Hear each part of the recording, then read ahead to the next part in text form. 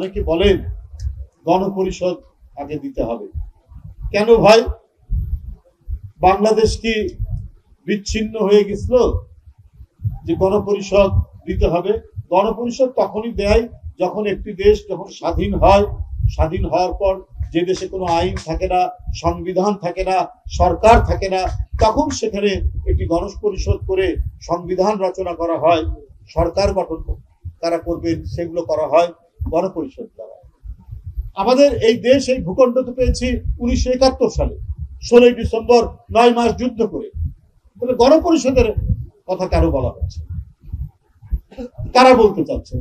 আলিম এখানে একটা বক্তব্য রেখেছেন কোন একটি রাজনৈতিক দলকে নিয়ে, তাদের 71 সালের ভূমিকা নিয়ে প্রশ্ন আছে। তাদের রাজনৈতিক দল 71 সালে অপরাধ করেছেন বলে মনে করে এখন 71-এর স্মৃতি ভুলিয়ে দিতে চান আপনারা? 71 তো একটা বড় অর্জন এই জাতির অর্জনকে ভুলিয়ে দিতে চান কেন? যে দ্বিতীয় স্বাধীনতার কথা বলেন, গণপরিষদের কথা বলেন, এগুলো যারা 71-এ যাদের ভূমিকা অত্যন্ত বিতর্কিত ছিল এবং যাদের রাজনৈতিক দল 71 সালে বিতর্কিত ভূমিকা, অপরাধমূলক ভূমিকা পালন করেছে, তারা না হয় তাদের সেই স্মৃতিকে ভুলিয়ে দেওয়ার জন্য এখন এই কথা বলছে। কিন্তু আজকে যারা বৈষম্য বিরোধী ছাত্র নেতা ছিলেন, নতুন নতুন রাজনৈতিক দল যারা করছেন, তাদের মুখ থেকে এই কথা বললে আমাদের কাছে কিন্তু এক ধরনের বড় প্রশ্ন দেখা যায়। আপনারা কার কথায় কান দিয়ে এই সমস্ত কথা বলছেন? এই সমস্ত কথা বলা ঠিক হবে না। সংস্কারের কথা বলে আপনারা লুকোচুরি খেলছেন জনগণের সাথে। একবার বলেন ডিসেম্বর, একবার বলেন মার্চ, একবার বলেন জুন। কেন এই লুকোচুরি খেলা?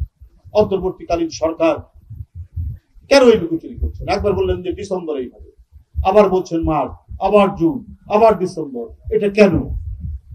সংস্কার তো চলমান প্রক্রিয়া।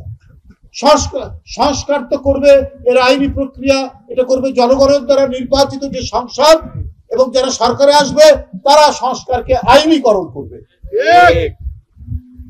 আপনারা সংস্কারের একটা প্রস্তাব দিতে পারেন।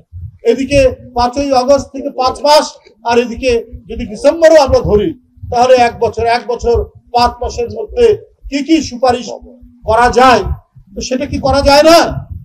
সেটা তো নিশ্চয়ই করা যায়। তারপরে বিচারের কথা বলছে।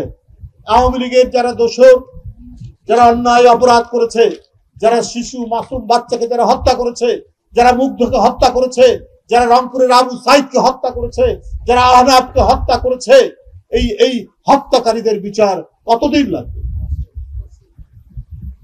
ওয়াসিম, ফয়াজ, এই সমস্ত তরুণ বাচ্চা, কেউ ইন্টারমিডিয়েটে পড়ে, কেউ ক্লাস 10-এ পড়ে, যাদেরকে র্যাব গুলি করেছে, যাদেরকে পুলিশ গুলি করেছে, যাদেরকে হেলিকপ্টার থেকে গুলি করা হয়েছে, যে রক্তাক্ত জনস্রোত তৈরি করা হয়েছিল, রক্তস্রোত যেটা বইয়ে দিয়েছিল শেখ হাসিনা, তাদের বিচার করতে এত সময় লাগবে কেন? আর ওই বিচারের নাম করে জনগণের অধিকার কেন কেড়ে নিচ্ছেন? জনগণ কেন তার নির্বাচিত মনোনীত তাদের ব্যক্তি প্রতিনিধি কেন নির্বাচিত করতে পারবে না? নানা কথা বলছেন যে আন্দোলন কি হয়েছে, কি বলে যে নির্বাচনের জন্য। অবশ্যই গণতন্ত্র কেড়ে নিয়েছিল শেখ হাসিনা, ভোটারদেরকে ভোট কেন্দ্রে যেতে দেয়নি, ভোট কেন্দ্রে গরু বাছুর কুকুর ঘুরে বেরিয়েছে। এই কারণে এই হারানো অধিকার ফিরে পাওয়ার জন্যই তো আন্দোলন সংগ্রাম, এবং এটা তো গণতন্ত্রের অপরিহার্য অংশ। তো কেন আপনার নির্বাচন দেরি হবে? কেন নির্বাচনকে নিয়ে আপনারা গড়িবসি করবেন? এটা তো করা ঠিক হবে না। আজকে অন্তর্বর্তীকালীন সরকারের যত দায়িত্ব, সেই দায়িত্ব পালন না করে আপনারা শুধু এদিকে মনোযোগ দিচ্ছেন, এত কিছু, আর নিজেদের কাজ সেটা তো করছেন না।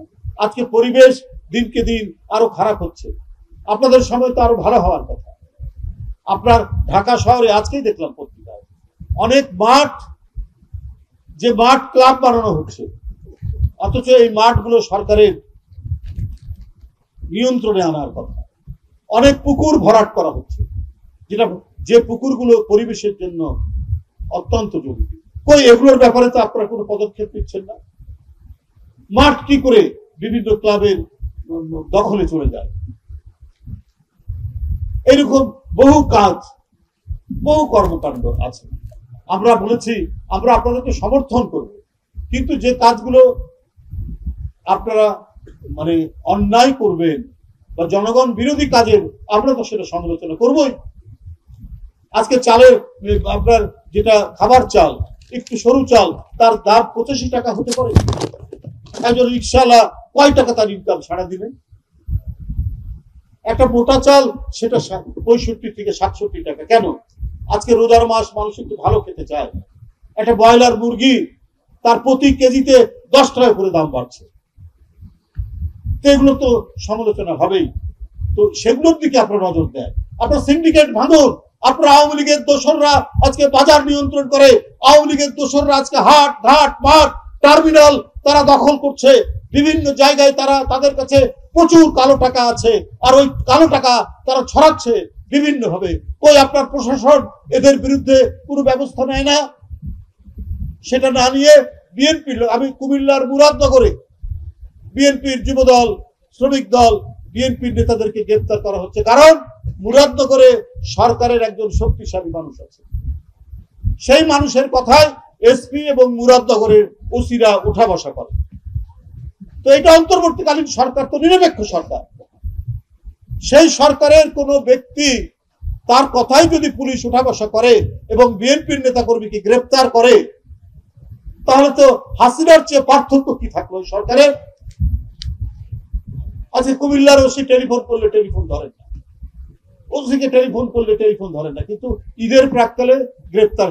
শেখ হাসিনা যেমন ঈদের প্রাক্কালে আপনার পুলিশকে দিয়ে গ্রেপ্তার বাণিজ্য করাতো, ধরে ফেলতো রাস্তাঘাট থেকে যুবদল ছাত্র দলের ছেলেদেরকে ধরে নিয়ে টাকা দিলে ছেড়ে দিত, টাকা না দিলে জেলে দিত, আবার জেলখানা থেকে জেল গেট পার হলে পরেই আবার রিঅ্যারেস্ট করতো যদি টাকা দিতে না পারে। এই বাণিজ্যই তো শেখ হাসিনা করে এই দেশটাকে এক জঘন্যতম পরিস্থিতির মধ্যে নিয়ে গিয়েছে। তো সেই অনাচারের পুনরাবৃত্তি ডক্টর ইউনূস সাহেবের সরকারের সময় কেন হবে? এটাই আজকে জনগণের বড় প্রশ্ন।